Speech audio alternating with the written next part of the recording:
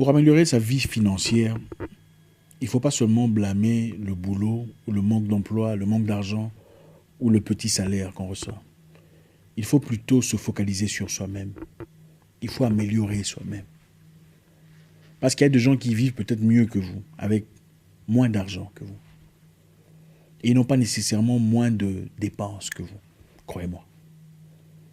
Je ne sais pas, parmi vous, il s'y trouvera certainement des personnes qui ont pu manager leur vie avec très peu d'argent, mais qui ont du mal à manager leur vie aujourd'hui avec un peu plus d'argent, si pas beaucoup plus. Ça m'est déjà arrivé à moi. Le principe de l'argent est très simple pour tout le monde. Dépensez moins que vous ne gagnez.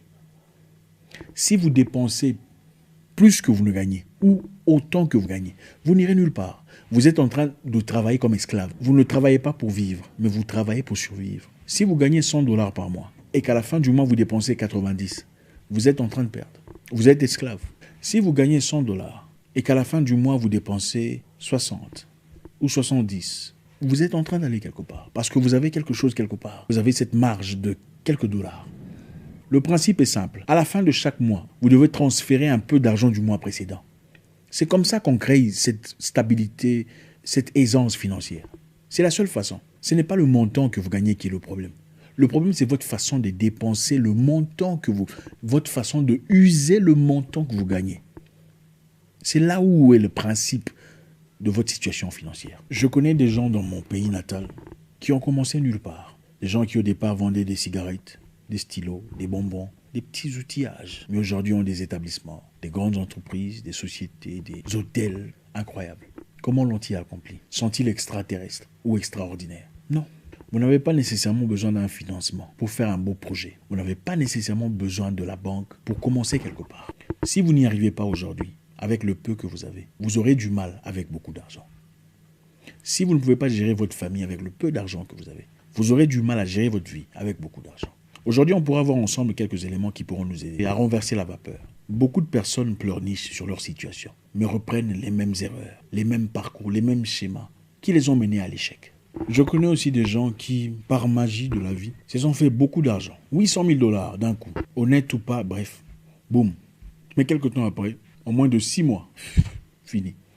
Paye-moi le carburant s'il te plaît.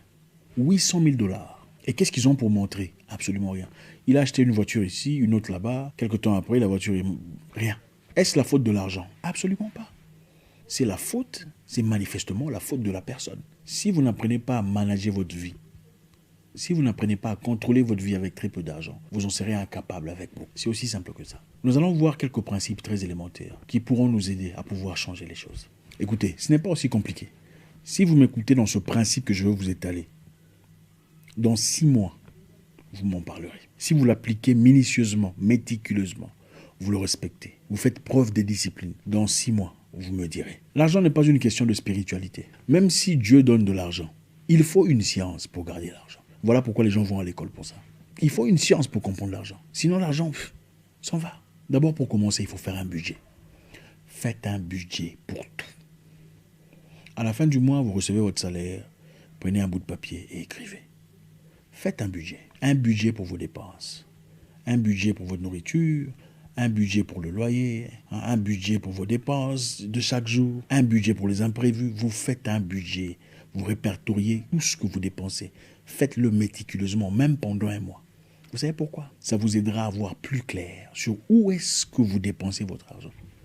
Vous est-il déjà arrivé de vous dire, mais mon Dieu, j'avais de l'argent ici, je ne comprends pas comment cet argent est fait. J'avais 500 euros, j'avais... Peu importe.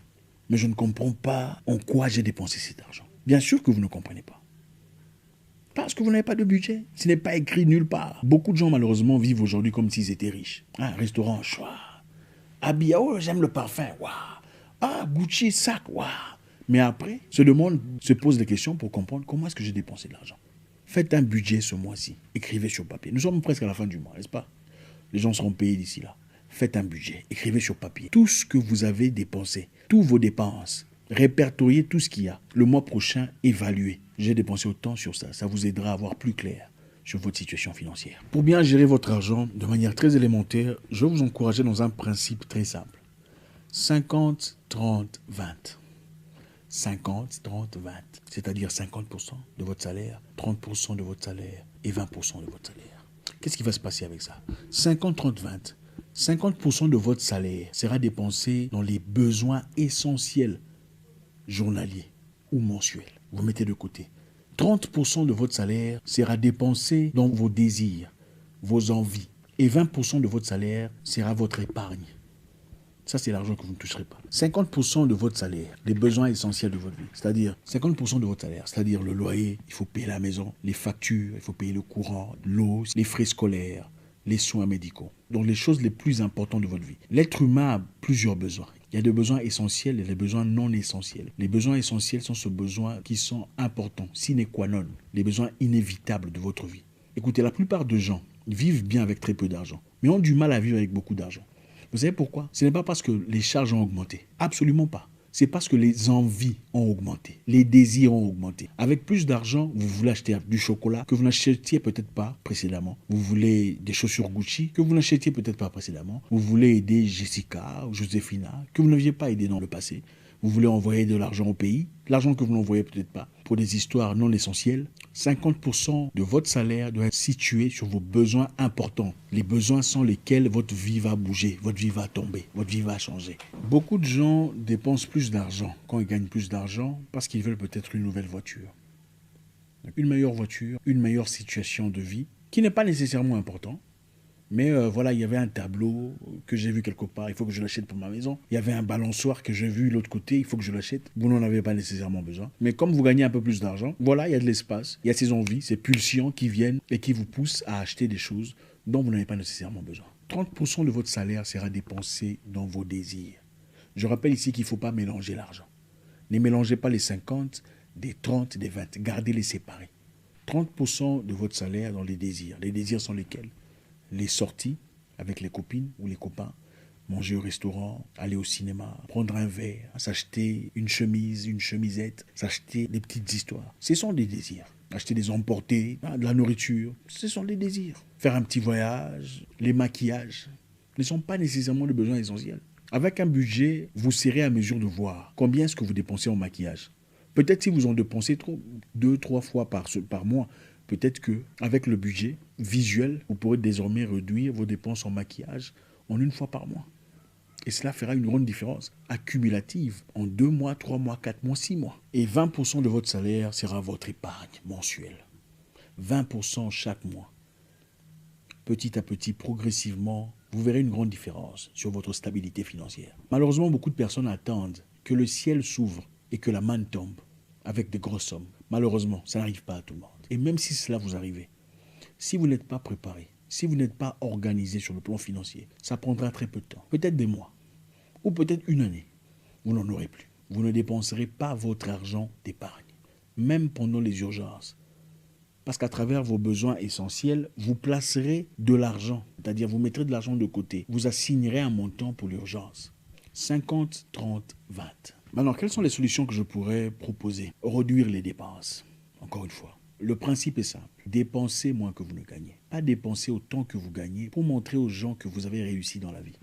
La vie n'est pas une course. La vie n'est pas une question de comparaison. 2. Ne vous comparez à personne parce que vous ne savez pas comment ils gagnent leur argent. Réduisez s'il faut les dépenses extérieures. Cuisinez à la maison si c'est nécessaire. Vous n'êtes pas obligé d'aller toujours manger au resto, même si vous avez les moyens. Ce n'est pas une obligation. Moi, je me souviens, il y a très longtemps, j'ai mangé les haricots lundi, haricots mardi, haricots mercredi, haricots... Pendant 30 jours, j'étais en difficulté. Mais il fallait trouver un moyen. Je me souviens, je travaillais comme vigile, comme sorteur. Et ce n'est que le week-end que je pouvais manger de la viande parce que j'avais fait de l'argent. Il faut savoir s'ajuster dans la vie. Quand on a un projet de vie, il faut savoir avoir une direction, avoir un plan. Pas seulement dire, je vais faire ça, Dieu va m'aider. D'accord, mais attends, il faut avoir un plan.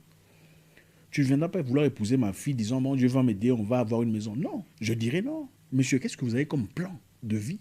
Ça, c'est essentiel. Dépensez moins en bière, si vous buvez de la bière. Je ne suis pas votre pasteur, alors je ne me permettrai pas de vous dire arrêtez de boire. Tout excès nuit. Mais si vous dépensez de l'argent dans 10 bières, dépensez dans 2, si pas 1. Si vous ne pouvez pas arrêter. L'argent, les finances s'accumulent. Être stable financièrement ne veut pas nécessairement dire avoir $1 milliard. Ça veut aussi dire, bon, en cas de difficulté, de problème, on peut sortir de l'argent et payer. Si quelqu'un de la famille meurt, quelqu'un d'important, un parent ou un oncle, on n'est pas obligé d'aller demander de l'argent qui est demandé quelque part ailleurs pour faire des cotisations, pour faire des choses aussi intimes. C'est ça, avoir cette liberté, cette stabilité financière. Mais la seule façon d'y aboutir, si ce n'est pas à travers des jeux de hasard ou le loto, c'est accumuler progressivement de l'argent en épargnant, en réduisant les dépenses. Non, vous n'avez pas besoin d'un sac Gucci si vous êtes encore en difficulté financière ou vous vivez dans une maison où il y a à peine de l'eau chaude. Vous n'en avez pas besoin. La troisième chose, peut-être qu'il vous faut vous retirer de ces plateformes qui déclenchent certaines pulsions, telles que Instagram. Je connais une personne qui me disait à chaque fois que je vais sur Instagram et que je vois mes amis prendre du champagne, je vais aussi acheter du champagne pour mettre une photo. À chaque fois que je vois quelqu'un que je connais faire un voyage quelque part, moi aussi j'achète un billet, je ne peux pas rester en arrière, je dois acheter et faire quelque chose. Mais quelles en sont les finalités ? Incapable de progresser dans la vie. Parce qu'en réalité, il faut garder un standard, il faut que le monde dise que je suis aussi apte à faire ce qu'il faut. Évitez de vous exposer dans des activités qui vous poussent à dépenser ou des gens qui vous poussent à dépenser. Oui, il y a des gens qui viennent, ah mon cher, tu sais, il y a des habits, hein, on part voir. Eh mon cher, tu sais, il y a des chaussures, hein, on part voir. Eh mon cher, tel ou tel a emmené des chaînettes. Il y a des gens pareils qui vous poussent toujours dans une direction qui n'a pas été prévue. Peut-être qu'il vous faut les éviter. Vous n'êtes pas obligé d'acheter tous les produits qui se présentent, tous les make-up. Vous n'êtes pas obligé de vous procurer tout ce qu'il y a de sorti. Fenty est là, vous achetez. L'autre est là, L'Oréal est là. Vous n'avez peut-être pas besoin de tout ça. C'est vrai que quelquefois, il ne faut pas se priver, hein. Il ne faut pas vivre comme un esclave. Il faut se faire du bien. Mais si votre vie n'est basée que sur « on va acheter ça, je vais acheter ça », qui peut-on blâmer quand on vit dans la sécheresse financière ? Soi-même.